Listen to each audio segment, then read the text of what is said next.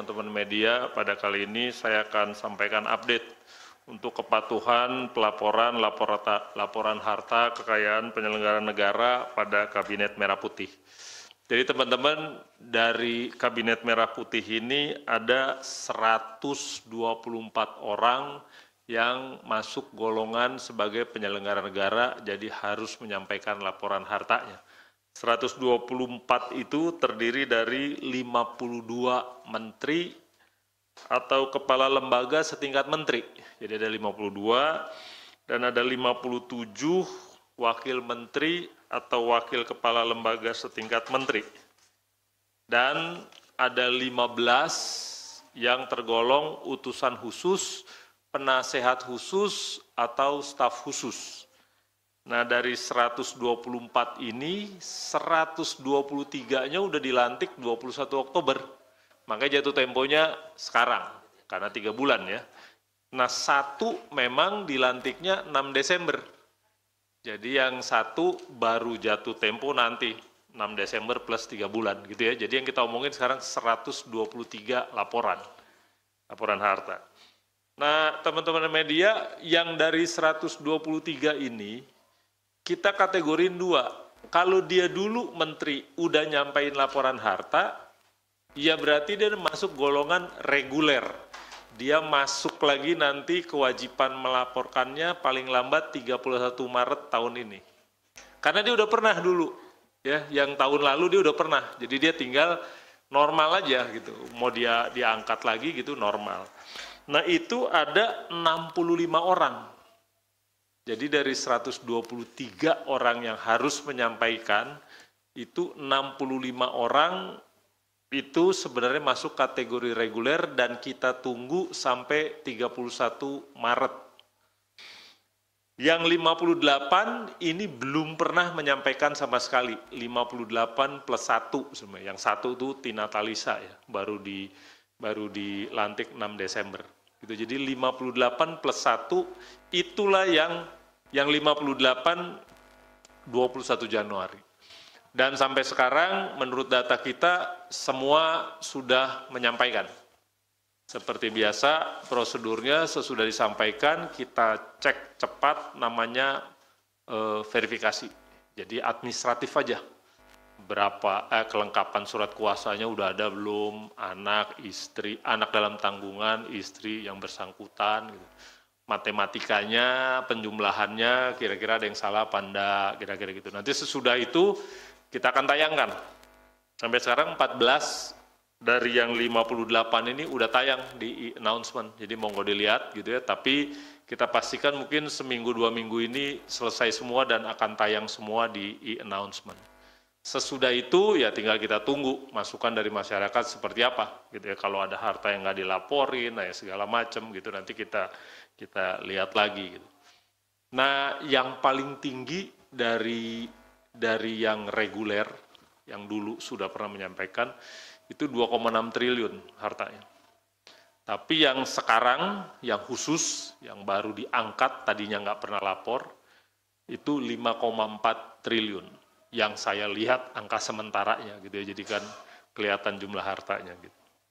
Nah, rata-rata yang reguler itu sekitar 187 miliar lah. Jadi yang 65 orang yang dulu udah pernah menteri, wamen, udah pernah masukin LKPN, nanti kita baru tunggu lagi 31 Maret itu rata-rata 187 miliar. Nah, yang khusus relatif lebih tinggi karena rata-rata harta per orang dari yang LHKPN khusus ini sekitar 227 miliar. Itu yang kita dapat datanya sementara gitu ya, sekarang jadi semua masih proses verifikasi gitu ya. Dan yang reguler kita tunggu sampai 31 Maret gitu, sesudah diverifikasi nanti kalau ada keanehan atau apapun gitu, kita akan komunikasikan ke masyarakat. Kalau ditanya kenapa bisa secepat itu, karena sampai hari Jumat gitu masih 23 orang belum nyampein, Jumat kemarin. Padahal 1 November, jadi segera sesudah dilantik, Seknek udah ngeluarin surat edaran tuh, agar menyampaikan. Tapi Jumat juga dari Sekretariat Kabinet, Seskap ya, itu komunikasi dengan kita minta data, siapa yang belum.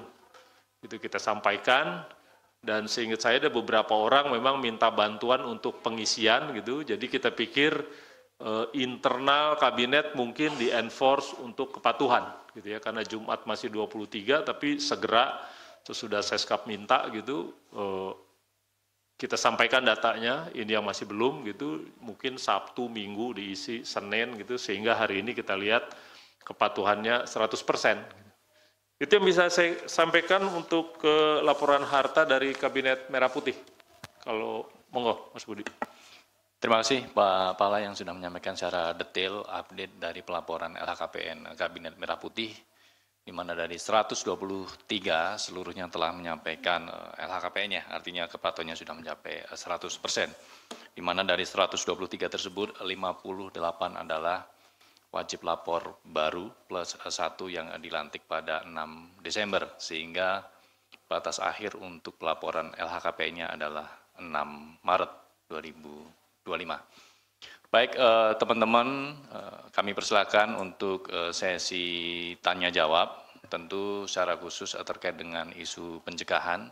Pada sesi pertama kami persilakan untuk isu terkait dengan LHKPN terlebih dahulu.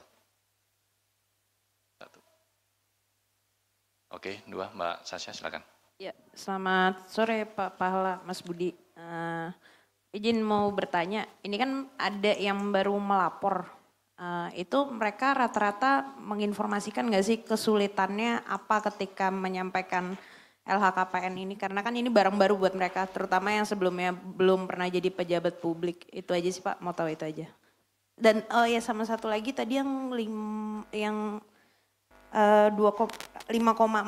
T yang tertinggi itu atas nama siapa ya Pak? Ya udah deh, nggak apa-apa. Makasih ya Pak.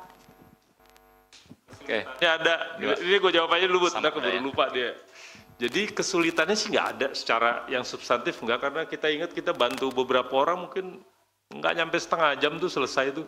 Mungkin dia karena nggak pernah aja ya, karena kan harus minta username dulu, habis dikasih, lantas dia udah siapin data biasanya. Tinggal ngisi kolomnya, habis itu selesai, udah gitu surat kuasa. Kita bilang kita anjurkan yang meterai elektronik aja, jadi tanda tangan elektronik, meterai elektronik, jadi nggak perlu fisiknya, yang gitu-gitu aja. Jadi kita nggak ngelihat ada yang substantif ya masalahnya, hanya karena belum pernah aja. Gitu, karena belum pernah, biasanya juga mereka minta stafnya yang ngisiin, nanti kita komunikasi sama stafnya. Saya pikir itu, Bud. Terima kasih. Selanjutnya Mas